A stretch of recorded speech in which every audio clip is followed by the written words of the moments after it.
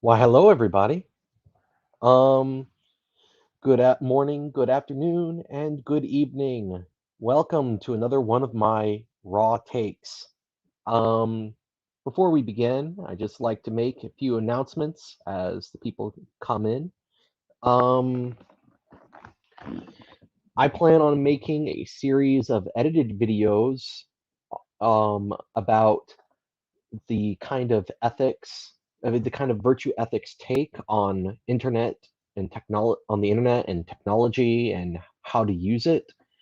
And I also plan on writing up some scripts about why it is that I oppose left-wing politics and on a personal level, which is going to be part of what this video is about. Part of what this video is about is my personal journey into how I came to have the views that I have, at least how I left the left, so to speak, how I pulled the Dave Rubin and left the left.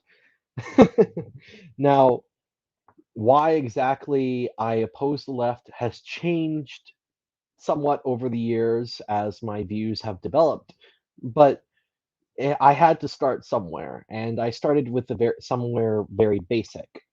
And I wanted to connect my personal story and what I've learned about philosophy and just my experience with talking people online. I want to connect all of that to this recent controversy with Kyle Rittenhouse on Tucker Carlson. So I'm going to let you guys come in and I'll wait a little bit.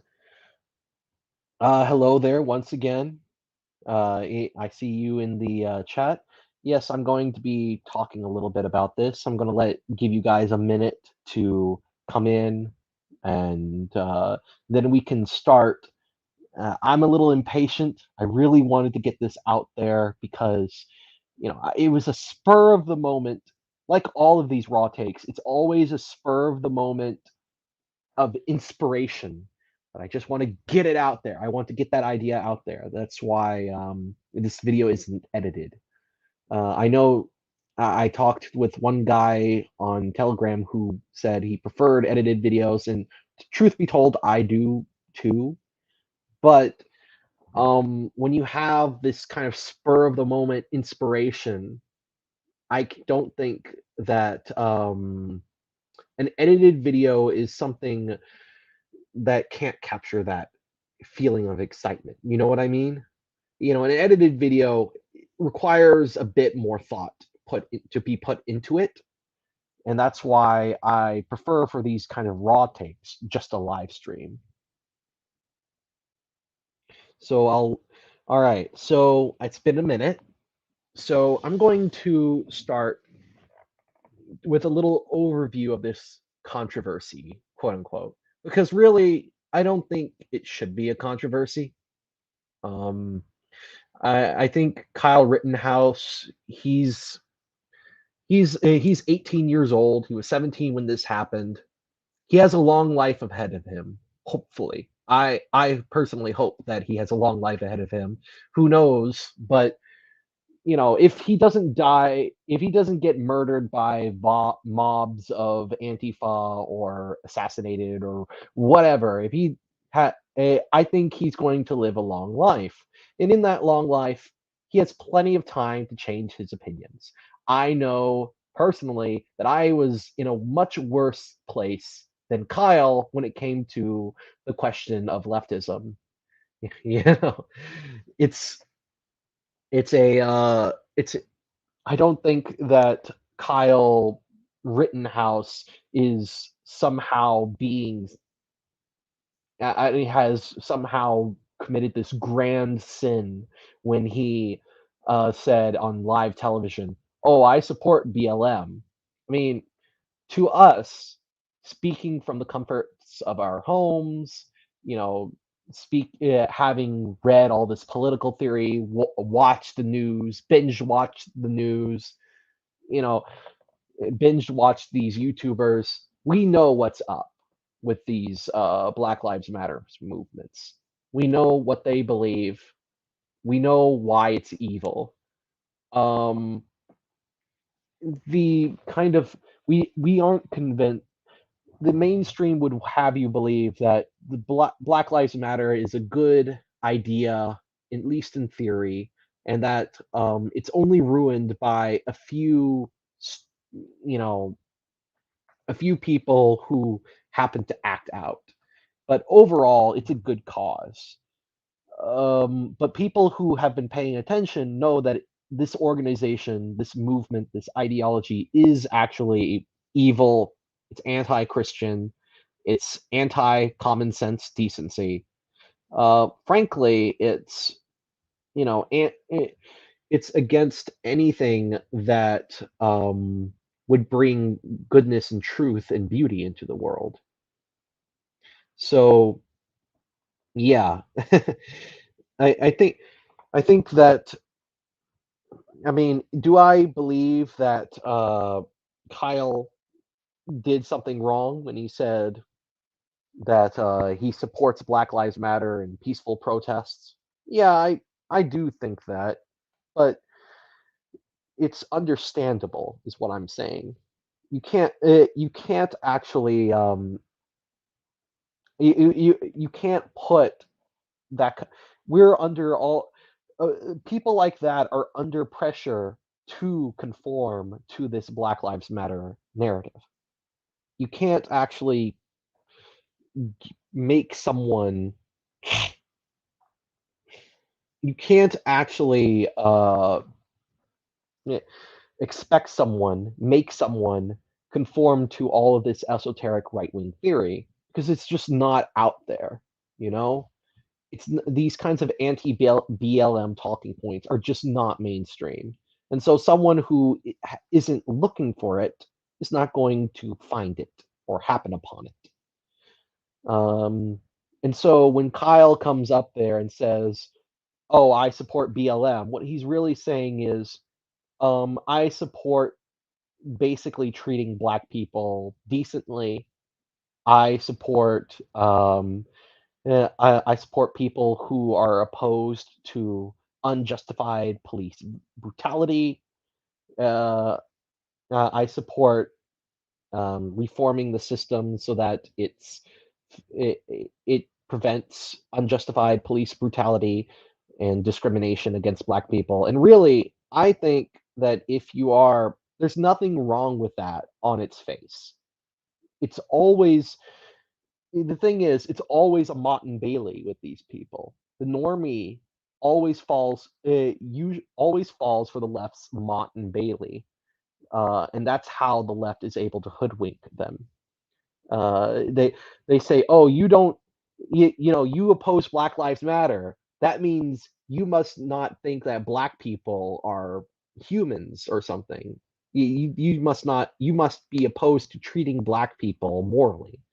And outside of some bizarro people on the internet, I don't think there's a single an NRX or religious traditionalist or even white separatist who would be against treating black people decently, fairly, and justly. It's really what's underlies the kind of left-wing assumptions. This idea that America is institutionally racist and irredeemably so. The idea that black people are just being slaughtered in mass by police and incarcerated by a totalitarian racist system or something. You know, these kinds of hyperbolic left-wing ideas you know, there's not really, there's no real evidence to suggest that the kind of rhetoric and action that BLM uses on a daily basis is really justified in any way. Um, and you have to be rather observant to understand this. Otherwise, if you're not observant, if you're not paying attention, you will fall for the left's Mott and Bailey. That's just how the culture is set up. And I'm going to go into a little bit more depth in my in the course of this video. But first, I really want to connect this to my personal story of how I stopped being a leftist. And it's really something that came in three stages. It's not something that happened all at once. And I think that's what a lot of people on the internet miss. I think maybe, I don't know, maybe they are constitutionally different, such that if they experience one bad event, they automatically change all of their worldview at once. But that, I don't think that's a very reasonable standard. And I don't think people who do something like that are themselves being rational. I don't think it's reasonable just because you have bad experiences with a particular group that that group's ideas are somehow invalidated. And I say this as a Catholic who believes in the Catholic Church, believes in the infallibility of the magisterium, and acknowledges, and at the same time acknowledges that there are certain Catholics who, including clergymen, who do not behave ideally. And that's part of living in the real world filled with flawed humans who don't always live up to the ideas that they preach. Um, what's key here is understanding how bad behavior connects with morality and moral theory and ideology in particular. So I want to go over my backstory first. So I I have been well, if you know me, you know that I am on the autistic spectrum. I have autism. I have some kind of diagnosis. I'm not self-diagnosed. I mean, I was diagnosed when I was 3 years old. It's been a large part of my life for a while. I mean, it's affected every aspect of my life. Um, I'm considered high functioning, but it's very noticeable if you were to interact with me, especially when I was younger. Because back then, I could not carry out a conversation with another human being without exhibiting some kind of just kind of nonsense. Because what autism does is it prevents you from tapping into your social instincts as a person, and that really damages you. I cannot. y y People joke about, internet people being autistic, but um, it is a real disorder that is a problem for people who have it.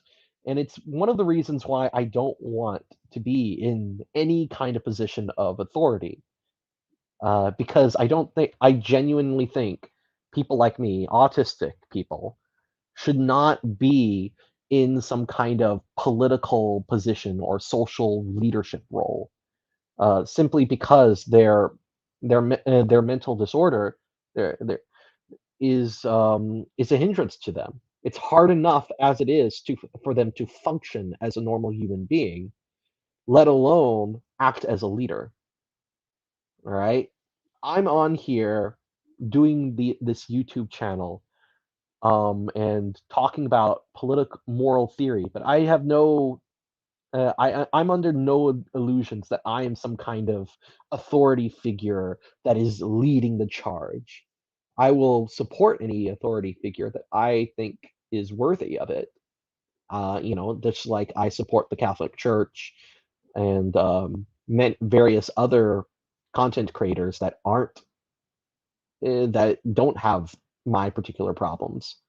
But I'm not going to say that, oh, I'm some kind of big brained leader, genius type that everyone should follow. I am someone who is trying to give prudential advice to people on the internet and making moral statements and trying to help people learn, and you can take what I believe in or leave it at your volition, um, if that makes sense. But the point is, I because I was autistic, I was regularly interacting with this group called the neurodivergent community, which is neurodiversity is this idea that we should have diversity of mental illnesses. Essentially, we should have schizophrenic representation. We should have autistic representation, ADHD representation, bipolar representation, and so on in all of our political structures. And this is the general bio-Leninism model applied to basically neurodivergent people, the literal inmates running the insane asylum. It's it's as bad as it sounds, and I was a part of that. I was indoctrinated by the internet into this idea, and like all left-wing movements, once you sign on to one of them, you have to sign on to all of them. So I was also a supporter of BLM back when it first started in 2014. I was into the gender pronouns stuff on Tumblr. I was into all of that as a teenager. In fact, I think I was really into that when I was about Kyle Rittenhouse's age when I was into that. So and look how far I've come since then. What changed? Well, the changes came in three steps. The first step was learning that being a left winger was not identical with being a good person. Now that seems obvious to people with functioning common sense, but it is not obvious for people who are ensconced in this kind of hyper reality of moral leftism. They are convinced that being a left winger is necessary and sufficient for being a good person, and being a right winger is necessary and sufficient for being an evil person, or at least a very stupid person. And this is just how these people think, right? This is just how they operate in the world. And this is what the media teaches. And this is, quite frankly, a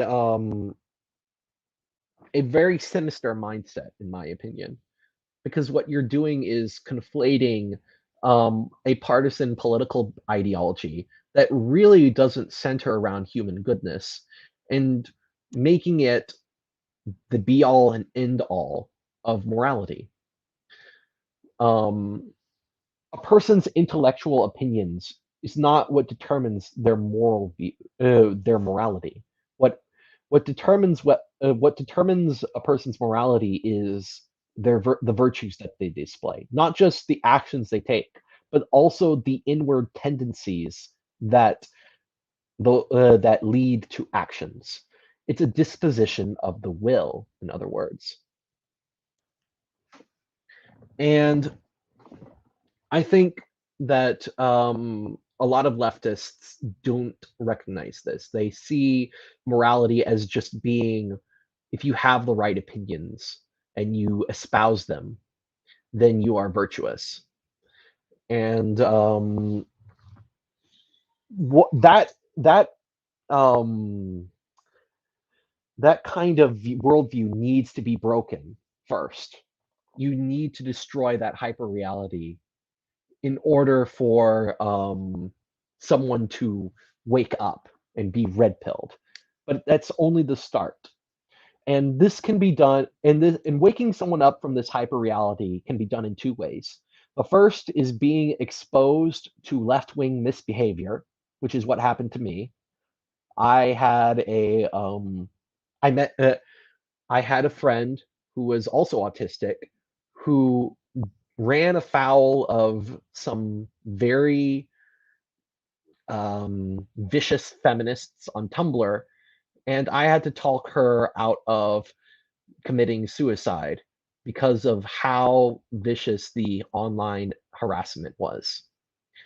And and basically, what I had to tell her was just get off of Tumblr, just get away from that community, get away from that toxicity, find some place that is going to be more accepting. And she did, and it did wonders for her mental health.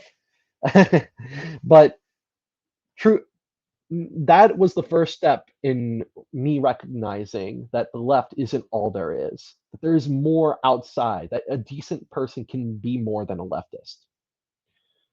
Um, the other flip side of this is, you know, if you don't traumatize, the non-traumatizing way of breaking out of that hyper reality is just being exposed to a right winger who's a decent human being. And this is something that one of my favorite YouTubers, actually talked about this. You can check out his channel on Pronomian uh, Pronomian Revolution. I believe is the name of the video. I'll have to show it to you later, but it's essentially it makes the point that in order for you to transcend the culture war, in order for you to really get to the normie, you have to expose them to right wingers who will, let's see, you'll have to expose them to right wingers who are not going to uh, drive them away. People who are otherwise decent people. This is the video, by the way. And this guy Narmal talked about how he was red pilled by another guy named Luke Smith, who and Luke Smith, this guy right here, has a channel that mostly focuses on programming and with some politics and history commentary on the side. And he doesn't advertise that he is a right wing channel, um, which, but he's very open about his political views when he's asked, and he's pretty firm in his positions without in a way that doesn't alienate his audience. And so someone who is a leftist who happens to be interested in programming might come onto his channel, watch it and like it, and form a bond with Luke Smith over their shared interest in programming or history or whatever. And then they might come across Luke Smith being expressing right wing opinions. And then they're at a crossroads there. They can either abandon Luke Smith, denounce him as a Nazi, racist, fascist, whatever, or alternatively, they can accept that Luke Smith, though I disagree with him politically, I'm going to keep watching him. I think he's a decent guy because we have this thing in common, this hobby of computer programming in common. And that is another way to break the hyper reality. So those are the first step. That's the first step, breaking the hyper reality. The second instance, what I the next instance that led me closer to becoming a real right winger was being exposed to intellectual arguments. Once you break the hyper reality, that is when someone can be convinced on a rational level of something. Yeah, that's when someone can be exposed to ideas that are outside the Overton window. Um, in this case, what shocked me intellectually, and it has to be a novel idea, something that's outside of the leftist frame. that they haven't been inoculated towards. And given how ignorant people are nowadays of ideas outside of leftism, there is a smorgasbord of ways you can present these ideas. But one of them, I mean, one of them that the one that red pilled me was the question of feminism. Because prior to being exposed to this idea of anti-feminism, I thought that being a feminist was just respecting women. I'd been taught by my parents to hold open doors, and say please and thank you, and all the things that a decent Southern boy should do for women and for other gentlemen, basically. You know, acting like a gentleman. And I thought that being a feminist was just like this. Oh, how wrong I was. And this was the book that exposed me to those ideas. It's called Disorientation. It was written by a bunch of different Catholic authors and edited by John Zmirak. Uh, Zmirak, for a long time, was my favorite author until I got tired of his normie conservative takes. He still has some good takes every now and then. Like, for instance, he wrote an article once saying that people should be as racist, sexist, and homophobic as Jesus Christ and the apostles were, because our moral compass should be centered on Christ and not on what left wingers deem to be racist, sexist, and homophobic. So we should be as racist, sexist, and homophobic as Jesus and his apostles were, no more and no less. So anyway, he put together a bunch of essays, and one of the essays was about feminism or radical feminism. And I was never I never thought that you could be a non-feminist. I didn't even think that there was a not anti-feminist position. But hearing these arguments and seeing that um and seeing my feminist worldview, as inchoate as it was, being dissected by a very good Catholic thinker. I think her name was Donna Steichen. Uh, really hit home. I was really floored by these arguments. I can't put it any other way. And what really gets to you is the arguments being presented in a novel, respectable, but firm way.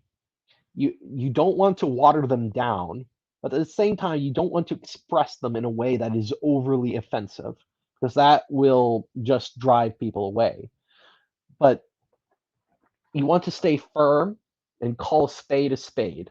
If someone's being immoral or a position is immoral, you should call it as such. You should just say that. You should just say flat out, feminism is anti-Christian.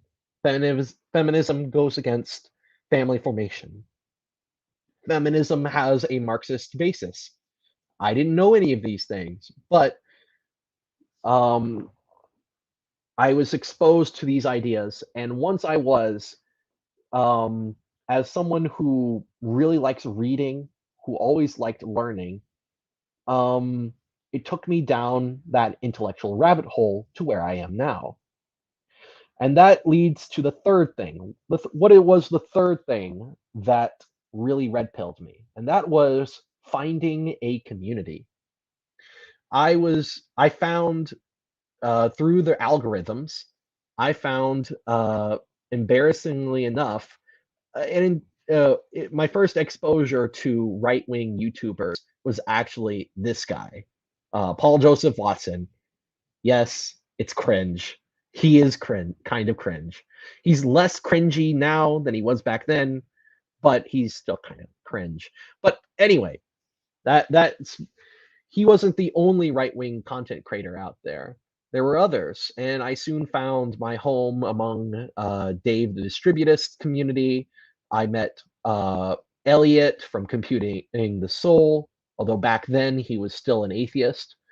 Um, I met Todd Lewis of the Praise of Folly podcast, and I really liked his content too. Really, I found a whole bunch of people that they were speaking my language, and they were saying radical, interesting things that made me want to be a part of that community. And it was that internet community that welcomed me with open arms. I got into debates back and forth, but that was just part of the fun, you know. Uh, having your hot takes be totally eviscerated on Discord and getting into the little internet spats. That was part of the fun of being a part of these right wing communities, and I truly enjoyed it. Um, but really, what really oh yeah, I also forgot to mention Max Kolbe from the Red Pill Religion podcast. He was also very helpful. He provided a kind of mentorship. I don't talk to him as much, but I wish I did. Max, if you're watching this, I really want to connect with you again if you aren't too busy. But anyway, so the point is being exposed to the left's bad behavior is only the first step in breaking their hyperreality. That is only the first step. The next step involves appealing to someone rationally and socially too. Um, and I say state in the description of this video, I say something like that you have to appeal to some all the fact a worldview needs to appeal to all the faculties of a human person. As a human being is made up of many parts that come together into a cohesive whole. And you have to appeal to the whole of a person in order to really convert them to your worldview. And I list the 5 different areas: rational, um, emotional, social, moral, and spiritual.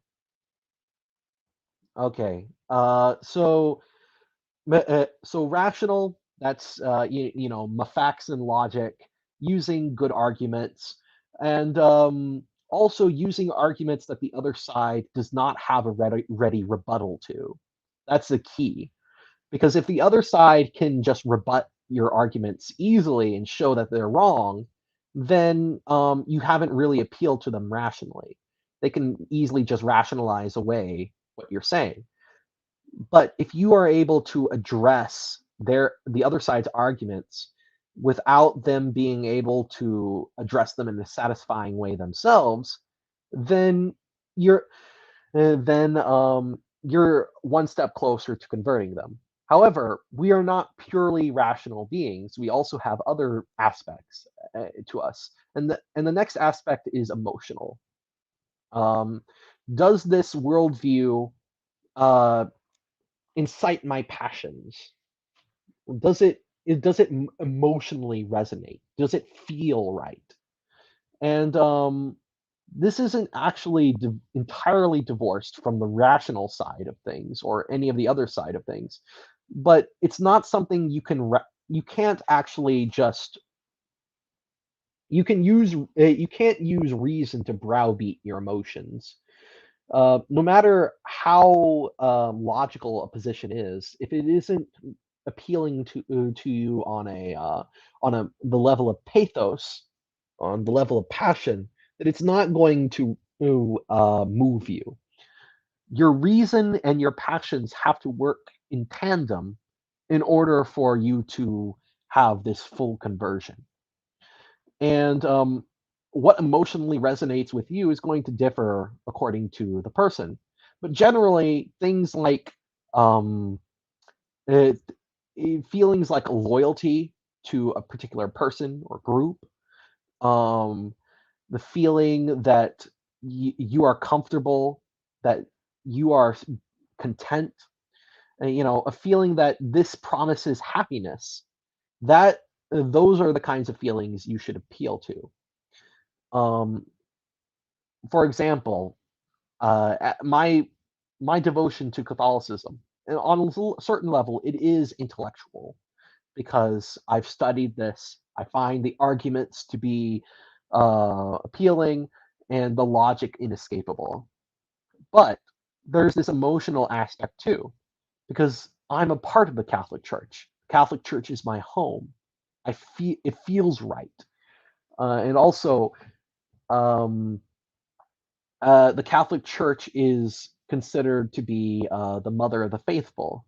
You know, the that the it's something. It's a family that I am loyal to and am part of, and so by participating in it, it it makes me feel warm and fuzzy inside, and that doesn't um, that does not eliminate the need for rational arguments, but it complements it in a holistic way.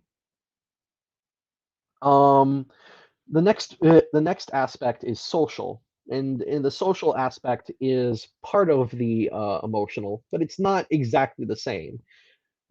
Social aspect is just being part of a community, belonging, being around people who uh, who believe in the same things you do, who have your back, who, when you're in trouble, who are loyal and supportive. And there's a that's the positive aspect. There's also a negative aspect of if you stray from the herd, they will use social pressure to peer pressure to get you back on track. And this can be very helpful if you are part of a morally righteous community. Because if you stray from that righteousness, you'll have people out there who will call you out for it. And that's always helpful. So that community is very helpful because it binds you to the truth.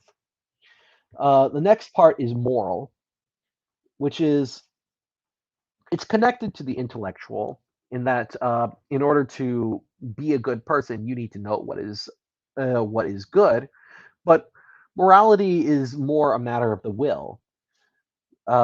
It's more, does this community encourage you to be virtuous? Does this community have an ethos that you need to follow in order to be a good person? Does this community have an ideal to strive for? That's the key. And if this community doesn't, if it's amoral, then it's not going to be as appealing as a community that does have something to strive for. Because that striving is part of being human.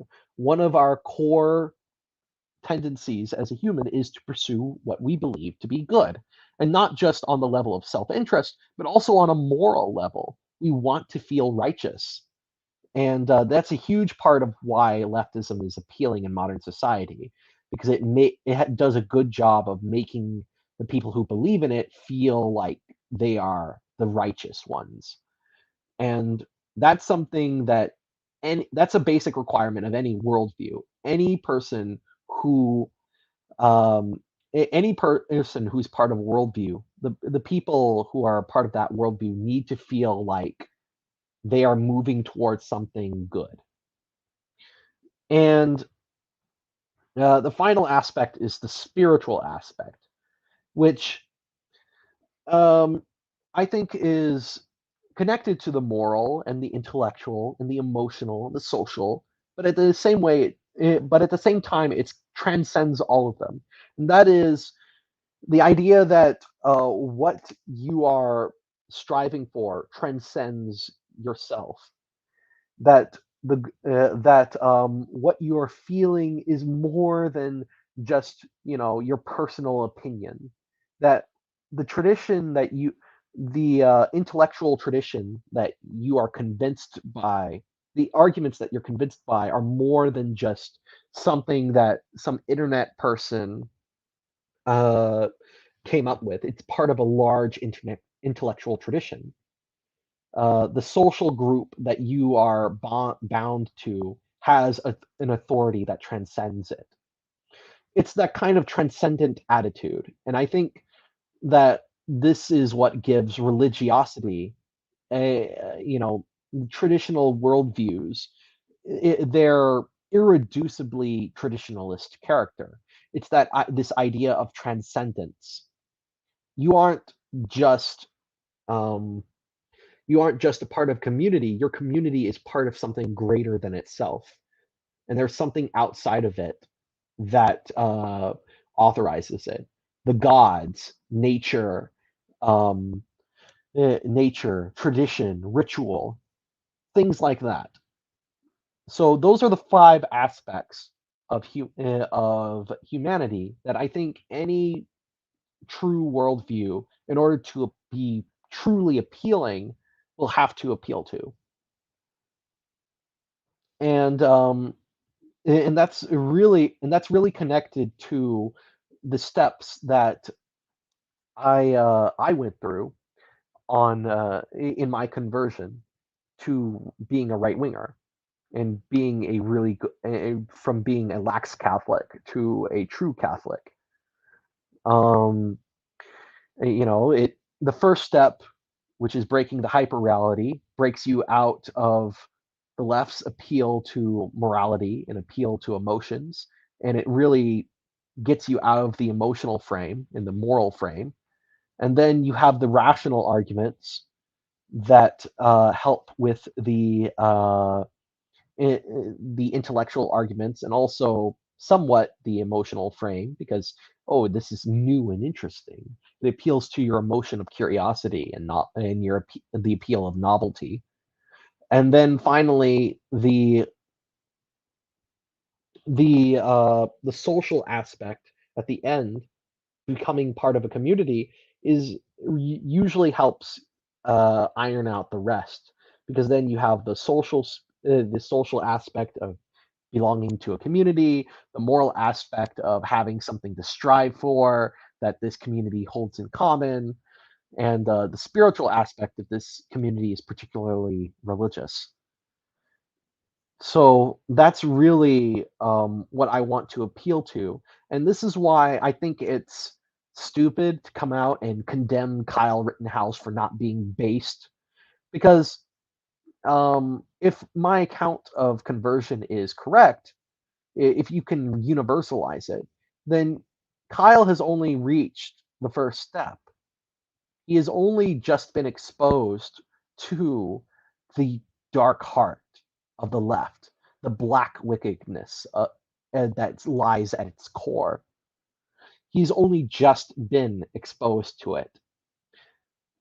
He still has his priors. He still hasn't been exposed to arguments. And now, you know, Tucker Carlson, for all of his normie attributes, knows what BLM is really like. And people are complaining, oh, why didn't Tucker Carlson red pill Kyle about BLM right there? Well, that's not Kyle. Carlson isn't there to preach to Kyle at that moment. He's there to interview him. Um, he can ask questions, but I don't think it's good for an interviewer to try and lecture the person he's interviewing. If you know what I mean. So that's it. So, Kyle, for all of his faults, all of his enorminess, is still a decent person. He still has that common sense decency. He's been exposed to the kind of darkness of the left. All that's left for him to do is discover the truth for himself and join a community that will help him really imbibe that truth and live by it. Whether he does that or not remains to be seen, but we shouldn't cast aspersions on him just because he's not red pilled and based as we want him to be. All right. So that's the end of what I have to say that raw take. Um, Now let's go through some of the comments that you guys made. So let's see. We have once again saying Kyle is probably saying he supports BLM, just to not have BLM breathing down his throat. Well, I mean, there's always the possibility that Kyle doesn't really support BLM, that he's not that he's just saying, he's just virtue signaling. I'm not sure that's better than being ignorant, because I mean, being ignorant means he's not culpable. But if he's virtue signaling despite knowing that BLM is bad, then he'd be guilty of lying, which is you know I guess uh, I mean he'd be guilty of saying something that is false, that he does not himself believe, which I mean might be understandable if if he feels threatened by these leftists that you have to support us or else. That it's understandable. I don't think it's as good as him being ignorant. And to be frank, um, I think Kyle is a very courageous person. I don't think he's prone to cowardice.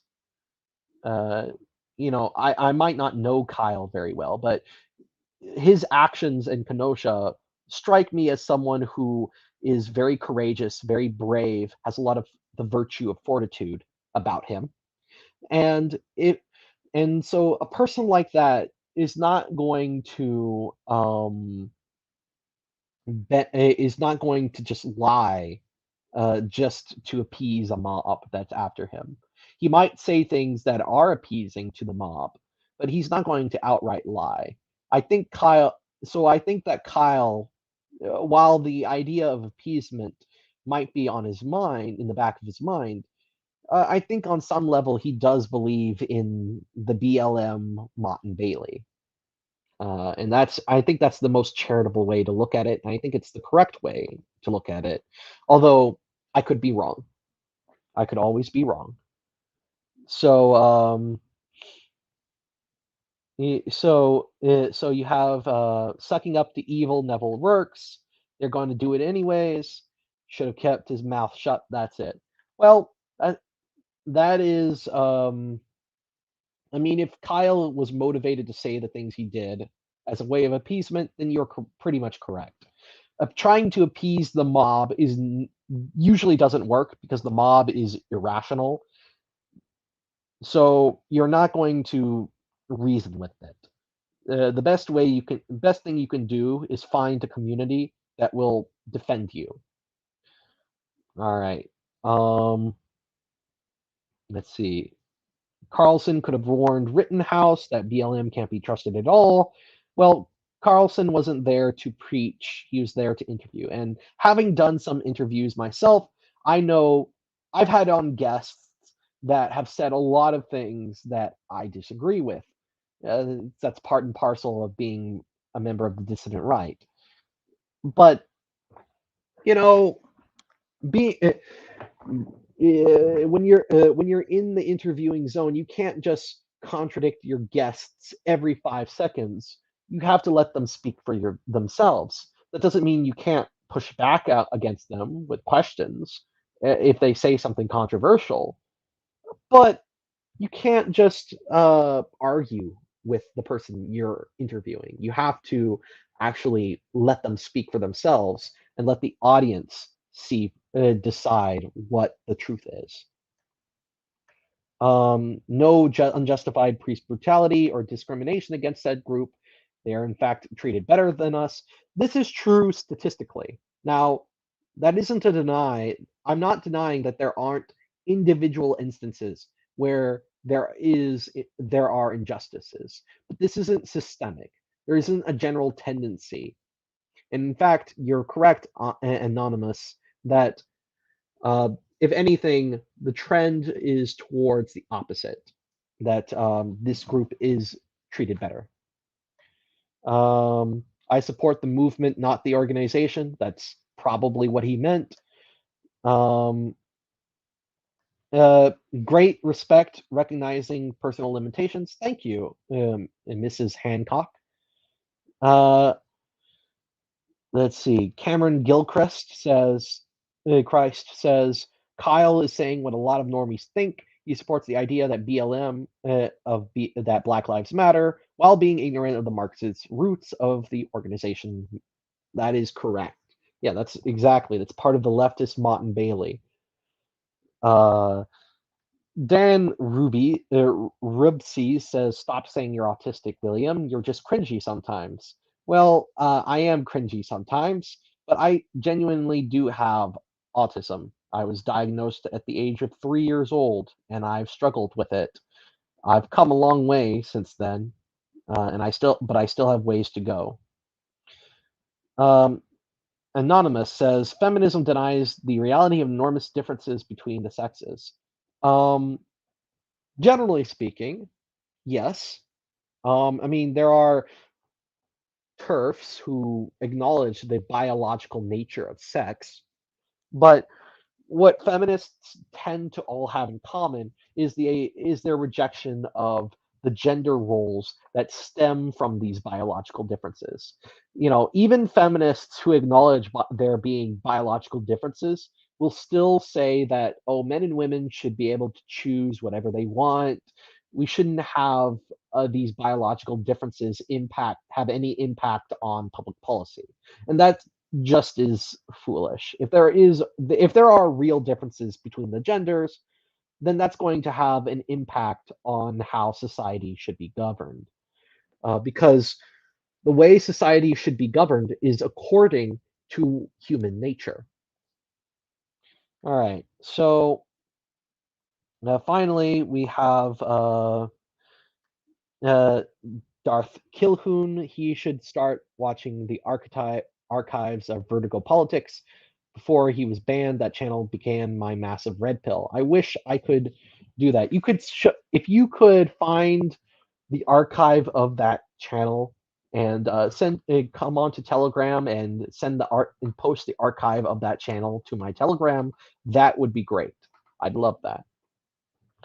Um, let's see. Great show. Wish I could super chat. How can I send you a tip? Well, I don't have any kind of tips. I don't do this for money. Uh, but I appreciate your warm thanks. And if you do want to support my channel, what you can do is spread this video and others around, and join my Telegram and engage in the conversation there. And comment, share, and subscribe to this video. Subscribe. That'd be great. So, do you think Kyle was looking for trouble?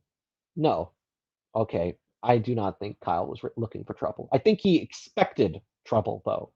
And that's the difference. That is the nuance that the prosecution did not seem to understand. Kyle was not looking for trouble, but he expected trouble. That is just rational human behavior to believe in the best, but expect the worst. All right, not all TERFs accept bio differences. Some argue that reason you can't become a woman is because you were socialized as a man. Uh, that's uh, that's it. That is dumb. Okay, all right. So, in the last comment here, Tarth Kilhoun said link to Telegram. Well, I mean the link to my Telegram is actually if you click on my channel and look at the links section, I have a link to my Substack and a link to my Telegram. Um, uh, if they don't, if you start to accept donations, don't do it through YouTube. Thanks for that advice once again. All right. Anyway, I'm all out of time, but I just want to say again, thank you all for coming. And if you liked this video, please like, share, comment, and subscribe. Have a nice day.